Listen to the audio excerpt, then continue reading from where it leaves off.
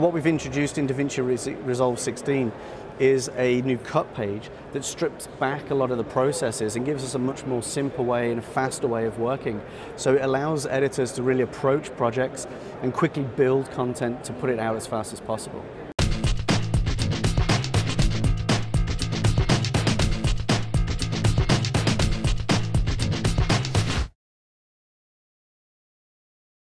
So the cut page in DaVinci Resolve 16 is a much more simpler UI. It's designed to really throw away all the extra information that we don't need and concentrate on giving us clips, a single source view, and then this dual timeline system.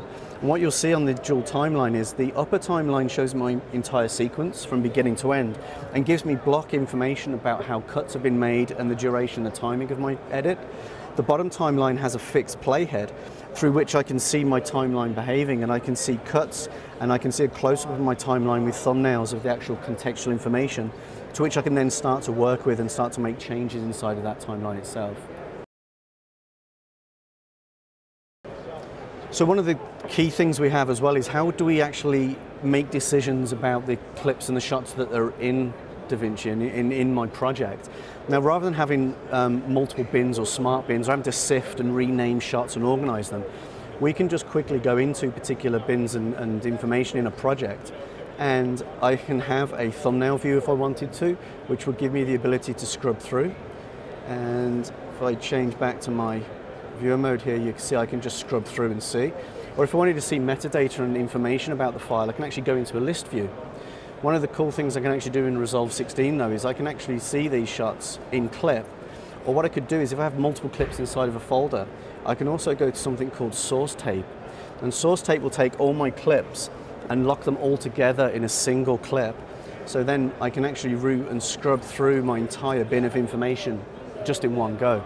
And it means I can run through and quickly make in-out marker points, drag shots down to the timeline, and just keep moving through all the clips without having to go back to my bins and sort and sift through those.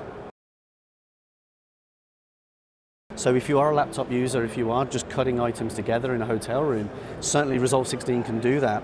And the cut page makes it even simpler. The UI has been decluttered. The speed and the efficiencies and how we can actually grab shots, grab media, cut them, add quick transitions, and then deliver directly even just from the cut page itself is essential to the way that we want people to work. And by creating two different ways of approaching it, we've not changed how you can use the edit page. We've not taken anything away from the complexity and the capability of that edit system. We've added another way of thinking about how you can work.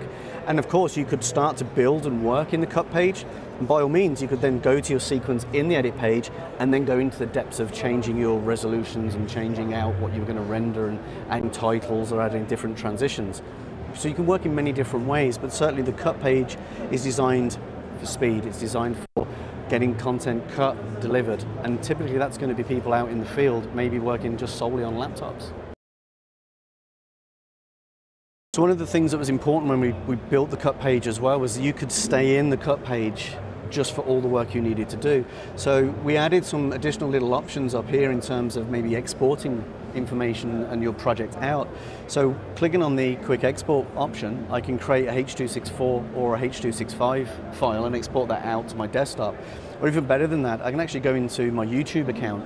So with the export options, I can manage my upload.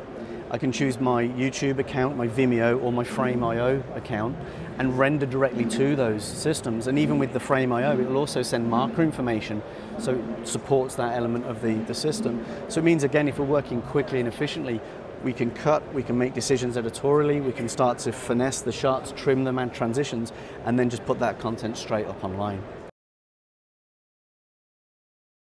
Of course, like with all of the bigger, broader announcements around Resolve and all this sort of additional pages and work, there's some really cool little things that have been added, almost like niche tools or kind of little hidden gems inside Resolve. One in the cut page we think will be really useful for people is the ability to actually change your aspect ratio directly. So for example, we can actually turn this project from that timeline into a portrait mode, which would allow us to upload directly to social media accounts. And what I can do in this particular shot, for example, is just reposition the context of the shot, maybe go down my timeline and make a few little changes, alterations, and then just export that directly out if I wanted to do that. What we've also done in terms of some of the way that Resolve works with you as a user when you're cutting and quickly either working in the cut page or the edit page is Resolve understands some of your motions and some of the actions that you're making.